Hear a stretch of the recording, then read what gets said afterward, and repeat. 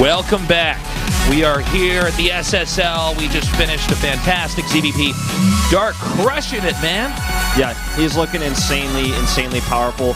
Now we're going into our other Protoss matchups. We're going to have a PvT, the Classic versus aLive, so that should be a really good one. And then we're going into 2 straight PvPs after that, back-to-back. So a lot of Protoss matches tonight. We've already seen TY do a fantastic job yesterday at the GSL, holding off the Adepts, really teaching everybody who follows Starcraft what you got to do. But I'm not sure. I'm not sure if we're going to have the same quality here. I mean, Classic's a very strong player. He's really quite brilliant. At times, he was the best Protoss in the world. I'm not sure. I'm leaning towards Classic here. What about you? I really have to, right? Let's look at this guy's results, okay? How many championships in this? He won Codes Season 2. He made it to the round of 4 of the Kespa Cup. He won Star League Season 2. So he won 2 tournaments back-to-back at the same time last year in the middle of the year. He won IEM Shenzhen. I think he beat Parting in that grand finals, if I'm not mistaken. He's made it to so many top rounds. He made it to the round of 4 of the WCS finals. aLive, on the other hand, he was a player who was super strong back in the old days, like at the beginning of Wings of Liberty. He had a rough Heart of the Swarm. And if you look at his wins here, actually in his qualifiers, like most of those people, like he beat Zest, that's really impressive, but beating Stork, he ended up dropping game to Stork. Stork's more of a coach than a pro gamer right now, and he beat Byung, who has he is a coach, yeah. Yeah. So you look at this matchup, I would say Classic definitely is the player who should win it when it comes to results. Plus, he's playing the matchup right now that Koreans are saying is very Protoss favored more than any other matchup. It's like a bit, balance seems to be off from what the Korean players are thinking. So I think aLive would have to pull off a miracle here to win this one. That's kind of how I'm looking at it. I think this is going to be a very tough matchup for him. We haven't really seen Classic actually play in Legacy of the Void all that much. I think he's played maybe 1 series. We're going to go to a quick interview with our 2 players. 김도희입니다. 제가 듣기로는 동준이가 아마 한 800게임 했다고 들었는데 떨어졌더라고요. 클래스는 영원하다라는 말이 있잖아요. 그래서 저는 우승자이기도 하고 클래스가 있기 때문에 연습 안 해도 이렇게 16강에 올라온 것 같아요. 안녕하세요, 한이섭입니다. 테란 지금 올라간 선수 중에 제가 제일 못해가지고 사실 희망이 될 것 같지는 않고요. 뭔가 이변의 아이콘이 되고 싶어요. 동호회사에서 좀 잘하시더라고요. 자신이 있지만 이렇게 방심하면 안 될 것 같아요. 그냥 우승자 출신이죠. 제가 좋아하는 테란전이기도 하고 상대도 괜찮은 것 같고 16강은 무난하게 뚫을 것 같아요.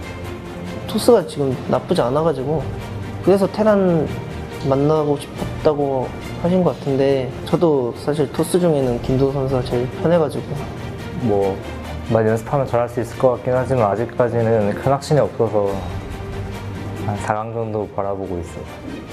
한 명 한 명 이겼으면 좋겠고 사실 제가 바라는 거는 상대 쪽 라인에 지원이가 있는데 제가 지원이랑 평소에 친분이 좀 있어가지고 같이 결승해서 만났으면 좋겠어요. 작년에 좋은 모습을 많이 보여드려서 기대도 많이 하실 텐데 열심히 하면 좋은 모습을 보여줄 수 있을 것 같아요. 그래서 열심히 할 테니까 동호회선 또 기대해 주시고 좋게 봐주세요. 적은 테란 중에 제가 한 명이어가지고 좀 많이 의아해 하실 것 같은데 의아한 부분에서 제가 오해를 풀어드릴 자신 있고 항상 응원해 주시면 좋겠습니다.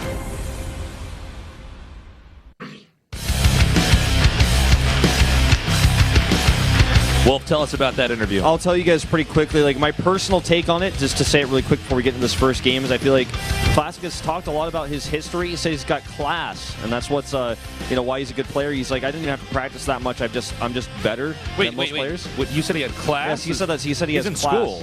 No, I mean like classes and like okay. Like as in like he's got like he's high class. He's a high class player. I was like, what? I was like, he's in school right now? I'm like, I didn't know that. That's crazy. What is this guy, Pulp, man? That's wild. Okay. Whereas aLive... I thought we were going to, like, have some twist in here. It's like we also discovered that aLive drives a garbage truck when he's not in pro gaming tournaments, and I'd be like, well, I didn't know that either. I thought these guys are just full-time pros, but I guess not. All right, sorry. Anyways. So just to sum up aLive's side of things, basically, he said he literally said the words, I think Paras is not really bad right now, so he probably is glad to meet a Terran. There's not very many Terrans in this tournament, so he wants to kind of do a good performance for the fans as one of the last remaining Terrans. And that's about it. All right, well, our map has loaded up. This is game number 1, Classic versus aLive here at the SSL.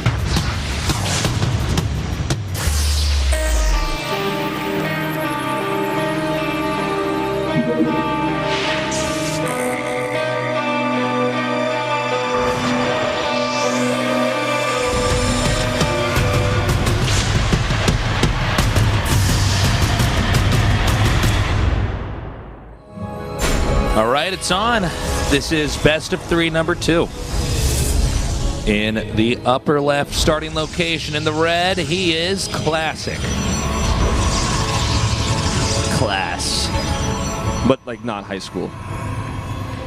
Not in school right now. No. We apologize for the confusion.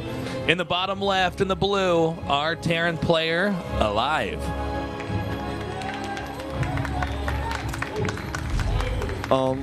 Talking about these two pros, like Classic is a 2-time Korea winner. One of the only players in Korea who have actually won both Star League and a GSL. And that's pretty impressive. He won the back-to-back as well, which is really, really impressive. Now, one thing I want to note is if you look at the other SKT players, besides the mirror SKT match we just watched, where Dark won. Dark was the first successful SKT player. On day 1, we had both Innovation and Sue, 2 SK players, get knocked out to the losers bracket. At the time, the tournament format at the time, they were actually out of the tournament, but that's been changed. But yeah, like, what I'm trying to say is I feel like the SK players seem to be, especially in their interviews, kind of resting a little bit on like, oh, I'm a great player, I've been very successful, look at what I did last year. And they've been upset by these players who are training, it seems to be way harder. And Classic even says in the interview, like, I'm just better, I don't have to practice that much. We'll see if that ends up working out for him. We did see TY do some pretty cool pushes on this map, but that was one base, so we're not going to have it this time around. Terran going for a quick expand here, as is Protoss. And we'll see. We have seen Adept drops be quite strong. Not sure if that's going to be the case here. Looks like could be going in that direction. We already have Adepts being made now. We'll have to see how exactly aLive copes with that unit. Yeah, that's definitely going to be the initial pressure he has to deal with here. A bunker is going to be quite critical. In fact, as I say that, he's making one now. If you don't have a bunker up, the pros could just put a pylon at your base and overcharge it and kill you with Adepts. Make that CC die, make it float.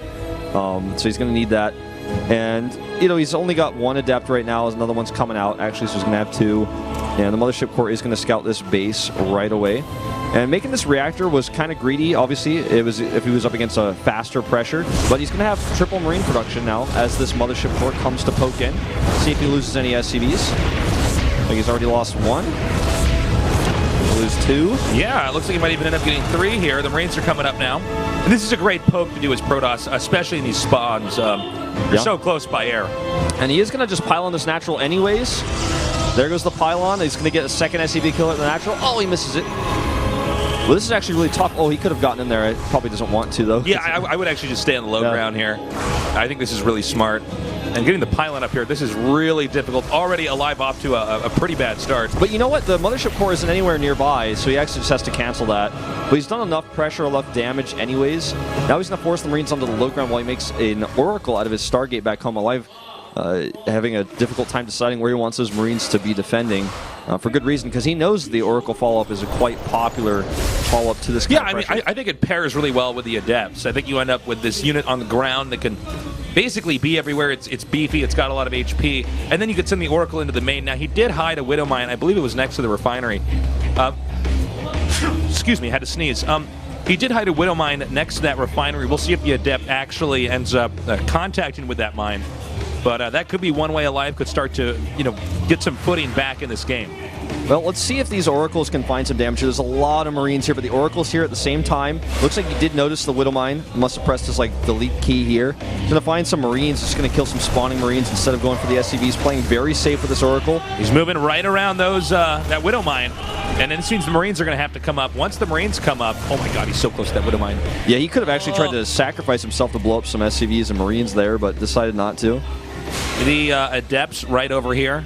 I see what he was trying to do. He wants those Marines to go back, and then the Adepts can poke in. But so far, aLive's doing a good job. Stim has started now.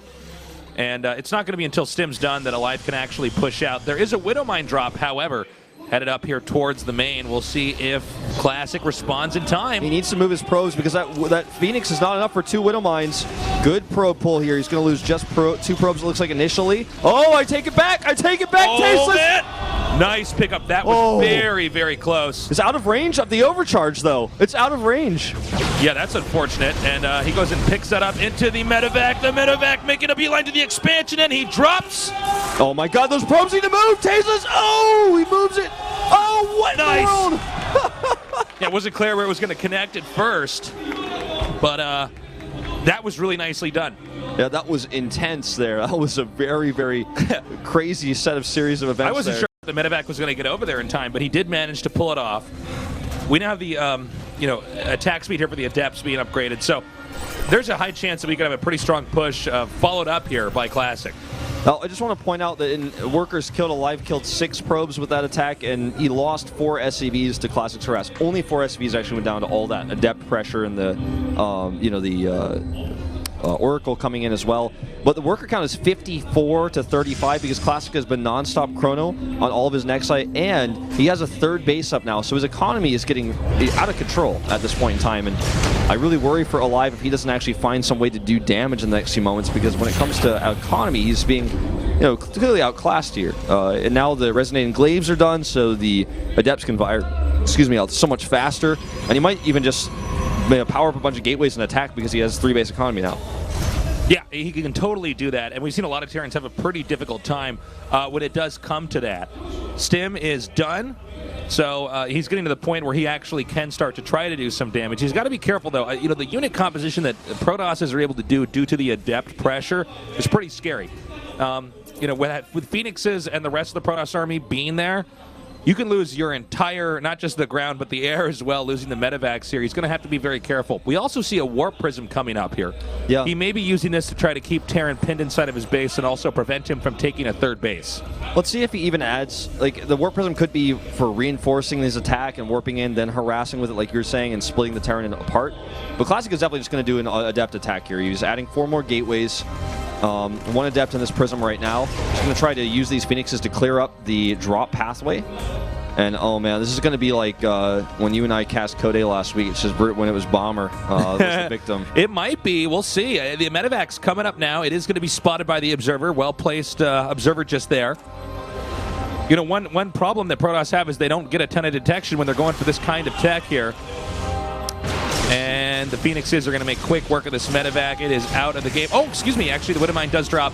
Nicely taken care of there. Ooh, aLive wants to elevator these units up. He wants to elevator the 2nd group up too.